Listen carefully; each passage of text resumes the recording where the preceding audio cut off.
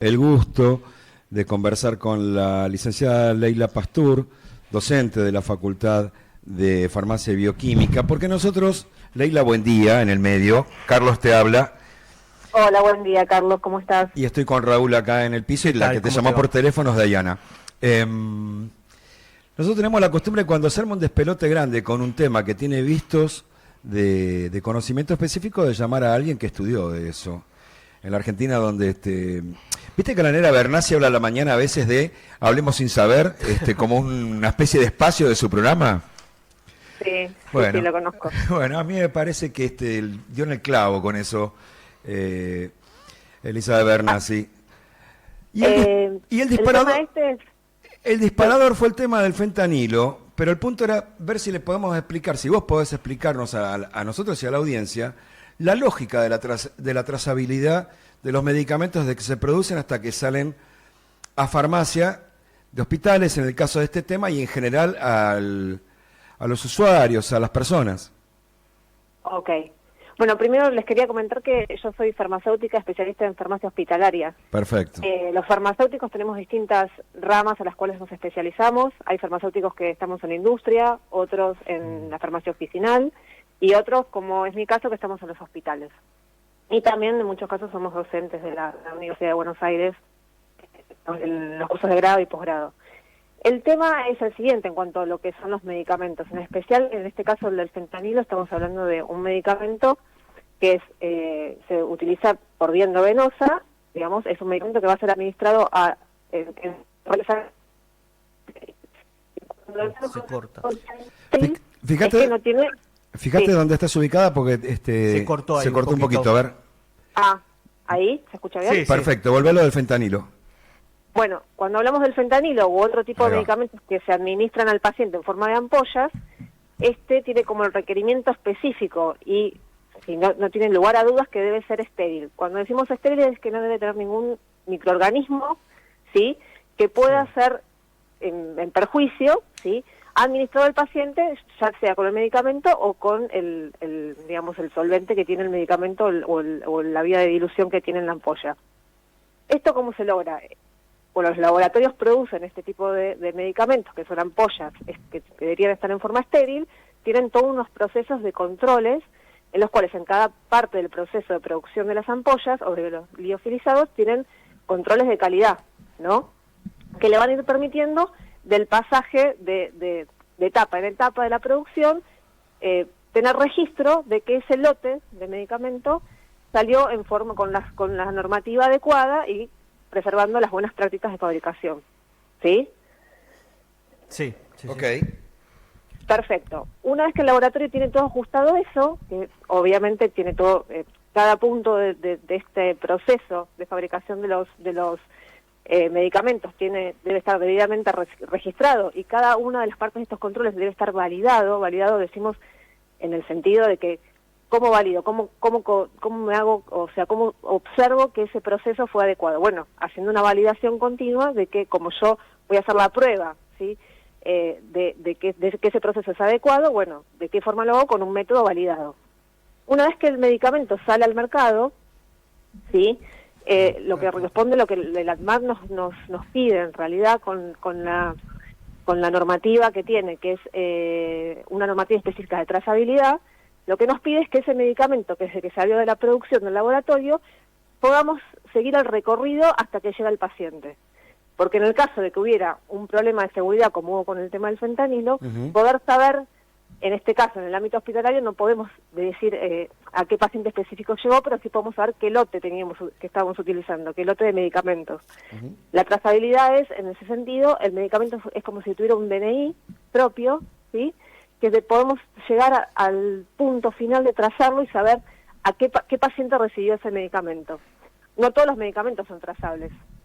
Según la disposición de ANMAT, en distintos anexos, nos dicen cuáles hoy por hoy tienen prioridad para ser trazados. En general son los oncológicos, ¿sí?, que son de muy alto costo, Claro, sí, sí. y los que son muy potentes, que con pequeños cambios en la dosis mínima que puede contener una ampolla puede provocar un efecto bastante, digamos, bastante catastrófico en lo que es la seguridad del medicamento. Leila, ¿cómo te va? Raúl te habla. El fentanilo es un opioide, ¿no? Es un analgésico muy potente. Tengo entendido que es más potente que la morfina. ¿Es correcto esto?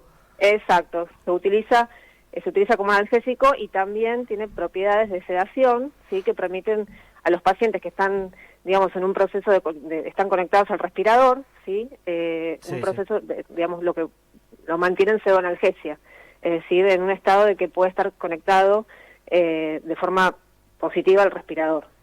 Entonces se utiliza en eso, por eso se utiliza muchísimo en las terapias intensivas, ¿sí? No solo por su poder analgésico, sino por este efecto de pseudoanalgesia que tiene. Yo te voy a hacer una última pregunta porque nos quedó claro el centro de lo que queríamos, que era una información general sobre la cuestión de producción y trazabilidad. Fíjate, respondela con la libertad que quieras. Sí. Venimos atravesando un periodo en la Argentina de desregulación y de desfinanciamiento de áreas del Estado sensibles. En este caso ocurrió con la mate, es público, no estoy inventando nada. Y aparece esta situación con miles y miles de ampollas de un laboratorio argentino. ¿Qué está fallando? ¿Qué relación ves? ¿Por qué puede ocurrir una cosa así en esta situación? Por lo que yo tengo entendido, el ANMAT en su momento, los inspectores que han ido al laboratorio HLB Pharma, creo que es, han hecho los controles correspondientes y han librado, o sea, han redactado las actas correspondientes a lo que el laboratorio tendría que haber cambiado en lo que es esta cadena de producción que yo les decía de las buenas prácticas de fabricación. Habían encontrado algunos puntos álgidos y se le había informado al laboratorio que, bueno, eso debería ser, en algún momento deberían haberlo cambiado porque había riesgo, ¿sí?, de que estos medicamentos se hagan con fallas de seguridad, ¿sí?, que es lo que hablamos de, por ejemplo, esto que le produjo a los pacientes, o parece haberles producido a los pacientes por haber estado contaminados con determinado tipo de bacterias. El tema fue por qué se dilató tanto, ¿sí?, al ver fallas supuestamente importantes, por qué se dilató tanto la clausura del laboratorio, ¿sí? Y a su vez, este laboratorio ha sido, digamos, abastece a gran cantidad de hospitales públicos. Por ejemplo, en el caso del gobierno de la ciudad, hemos tenido lotes que teníamos que retirar de fentanilo y de este tipo de laboratorio tras el alerta generalizada que se dio en el ANMAT. El tema es por qué se dilató tanto y por qué todavía no se han, digamos, incautado todos los lotes estos de fentanilo que andan supuestamente acá en Capital Federal y Provincia de Buenos Aires. Parecería que está todo ya controlado, pero no sabemos qué pasa en el interior del país, sabiendo que hay una alerta a nivel nacional de que este fentanilo, si estos lotes de fentanilo deben estar en cuarentena y deben estar preservados por la autoridad sanitaria. Está muy bien. ¿Tienes alguna pregunta? Sí, una más y la libero. Quiero aprovechar cada vez que tengo algún docente universitario, contacto con algún docente universitario, en este caso vos sos docente de farmacia y bioquímica, me gusta saber cuál es la situación de la facultad en este momento. Todos sabemos la situación presupuestaria de la Universidad de Buenos Aires, todo lo que está pasando desde que asumió este gobierno. ¿Vos cómo estás viviendo esto específicamente en tu facultad? Específicamente en nuestra facultad, bueno, hace muchísimos años también que es un tema de lucha esto de más que nada de lo que cobramos los docentes, por las horas que damos, por el trabajo que tenemos, por la dedicación que ponemos, porque siempre uno dice, ¿no? Como que ser docente está en cierta forma, es como romántico, ¿no? Como que uno se debe a la docencia. Sí, un sacerdocio, ¿no?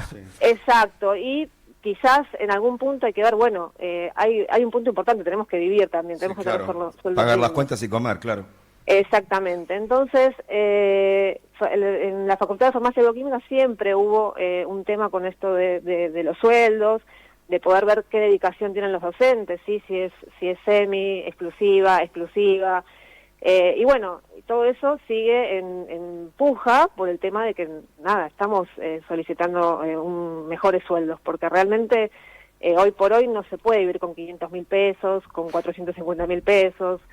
Si uno no tiene un cargo básico, no gana mucho más que eso, y realmente, nada, es importante que tengan en cuenta que, bueno, la Universidad de Buenos Aires está dentro de las primeras universidades a nivel mundial. Tenemos egresados sumamente calificados, que después se especializan también en la Universidad de Buenos Aires. Tenemos carreras de posgrado que muchos de los farmacéuticos terminan realizando para especializarse en distintas áreas, ¿no? Y bueno, todo eso es a pulmón, trabajo del día a día y bueno, realmente la situación es alarmante, y bueno, necesitamos en cierta forma que nos acompañe la sociedad respecto de que todos luchemos por una universidad pública que sea de libre acceso para todos los ciudadanos, ¿no? Que quieran formarse y que después, tarde o temprano, va a impactar en la sociedad, porque van a ser los profesionales que atendamos a los pacientes que el día de mañana requieran, digamos, de nuestra tarea, ¿no? Diaria y de nuestro consejo. Leila, desde ya, gracias. Nosotros acompañamos permanentemente el reclamo universitario desde que empezó este gobierno y desde antes. Hablan funcionarios de la universidad, hablan docentes, hablan egresados. Y si nos permitís, esperemos que no, pero si vuelve a pasar algo con alguna de estas cuestiones, te vamos a volver a llamar. Encantada. Muy amable por la invitación. No, que tengas un buen fin de semana, es un placer. Gracias, igualmente, que estén bien.